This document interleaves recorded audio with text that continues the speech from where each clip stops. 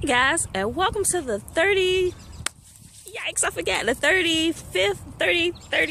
day. Today is March the 26th of our Bible Reading Plan Challenge. And today, guys, I decided to come out here to the park because, well, it was supposed to snow today, but it's not that bad. It's actually okay. I got on flip-flops, but it's still a little chilly out here, but I wanted to get out here. And since I was already out anyway, I had to drop my 10-year-old son off at school. I wanted to go ahead and just shoot the video since I live right here by the beautiful park. Anyway, so in today's reading, we're in the last book of Nehemiah, and Nehemiah is pissed because the people are defiling God's commands. They're not listening. They are trading. They're doing business on the Sabbath. And we know that the Sabbath is a holy day set apart for God, for us to rest, rejuvenate, and just spend time in His presence and before our family, and just to rejuvenate ourselves. But these guys, they said, we're gonna do business. Nehemiah came in there. He was ready to kick some hind parts. He threw out the vendors. He made rules. He said, ain't nobody gonna trade here on the Sabbath. We're gonna follow God's commands, and anybody that I catch trading at the gates of my city is going to jail. So them jokers only tried that twice because Nehemiah made sure he put some of his armed guards out there to make sure won't none of this mess going down. They kept showing up for 2 days, and Nehemiah, that's when he came out there. He said, why are you here? Didn't I tell you there was no trading on the Sabbath? Are you not paying attention to what God said? If I catch you here again, you're going to be arrested.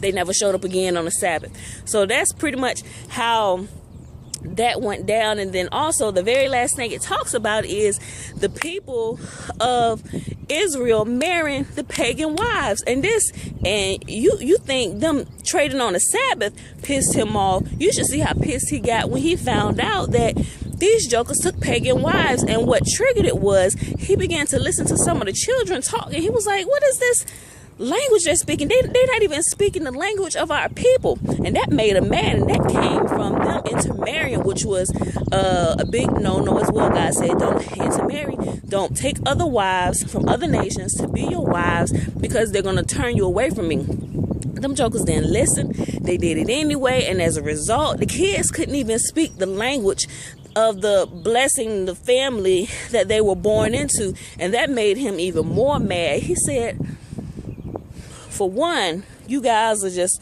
constantly being hard-headed. You're breaking God's laws. You go out here and you marry these women. Now your children have no clue of our own native language. And he said, you know what? Didn't you guys learn from King Solomon? He was one of the best kings that ever lived. He said, but he even turned away from God because he broke that command. He took other wives, pagan wives, and it turned his heart away from God.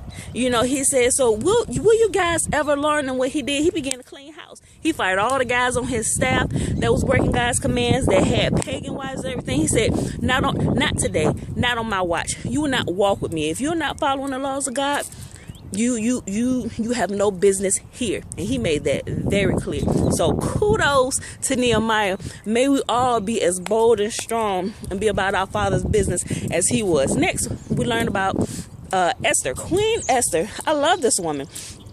So I'm sure everybody is familiar with the book of Queen Esther. You know how it all went down. Vashti, she didn't show up in the presence of the king. They was like, king, you need to get her out of here. It's going to cause all the other women to revolt, So boom, he got rid of the queen. He set up a big thing to find a new wife. Queen Esther, who was a Jew, was not snuck, but by God's standards, she was placed in there strategically because of what was going to happen, which the Jews, Haman, he set up a revolt against the Jews and everything, and tricked the king into setting up a day where they would all be killed and everything. And once the plot was uncovered, and Queen Esther found out about it, she fasted. She called the people to fast for 3 days, and she set up a banquet for the king and invited Haman and everything. And at the end of the day, the king was like, all right, sweetie, what's up? What's going on? And she said, and she revealed it to him. He said, who would do such a thing? And she said, that man right there, Haman. Now, if you guys know, if you remember back in the previous stories, remember when Saul was king and he disobeyed God and Samuel showed up? He said it's better, obedience is better than sacrifice. When he did not kill everything that was moving like God told him to, he let the king live and everything, that's where Haman comes from. He comes from that line, that Haman the Agagite. He comes from that line. Because of Saul's disobedience, we run into the almost annihilation of the Jews. So, and that comes with some deeper study. You will understand that. But that's what happens. So we need to follow and obey the things God tells us to do, because we have no clue how it may affect us or our generations in the future. So guys, all those things may not look right to you now. You don't understand why God is telling you to do a thing. Just understand He sees the end from the beginning. He knows what's best. He knows the best outcome. The only thing you need to do is just fall in line and obey and keep it moving. And then, so the people were saved, and then the Feast of Purim comes from that, to remember that day when the Jews were saved and everything. So that's actually celebrated every year. And the last part we get into is we're beginning the book of Job. We're going to be in Job again tomorrow, but it starts off and everything. Satan came before God and everything, and God was like, what you doing, man? He said, well, I've been roaming the earth to and fro, seeing what kind of havoc I can reap, and God was like, you know what? He said, hey, you see my man Job? He said, you know what? Testing. He was like, no, Lord, you bless Job. You got your hedge of protection around him. You bless this man. How can I touch him? He said, you know what? Job is a man after my own heart. He walks in integrity. He is blessed, and he doesn't turn to the left nor to the right.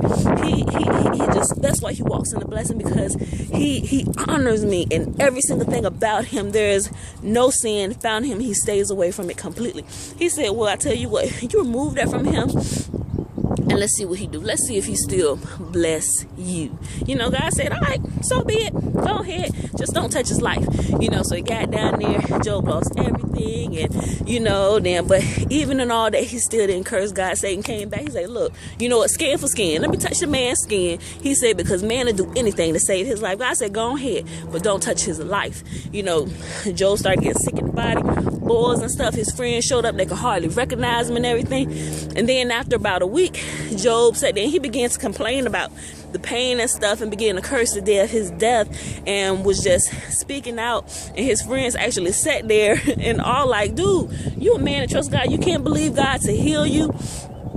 So then it was like, trust God, he'll heal your body. And then that's why our reading stops at today. So we'll get into the rest of that tomorrow. It becomes really good. So stick with us, stay with your reading. Thanks for sticking with us. Leave a comment complete if you did it today, or share what you learned today and how you can apply it to your life, guys. It's getting a little chilly, the wind is blowing. I love you, and I see you in the morning.